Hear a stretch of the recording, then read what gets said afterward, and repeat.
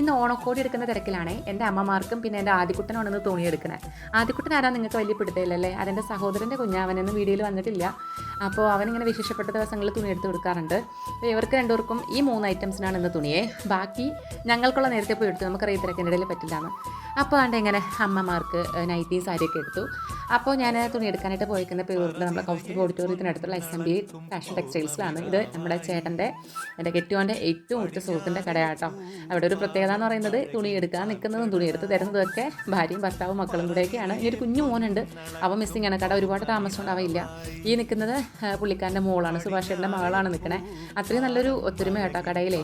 ഇത് മുതലാളി എന്നുള്ള ഒരു ഫീലിങ്സ് വരില്ല. നല്ല ന്യായമായിട്ടുള്ള വിലയിൽ നല്ല ക്വാളിറ്റി തുണികൾ. ഞങ്ങളുടെ തുണികളൊക്കെ ഇപ്പോൾ അവിടെ നിന്നാണ് എടുക്കുന്നത്.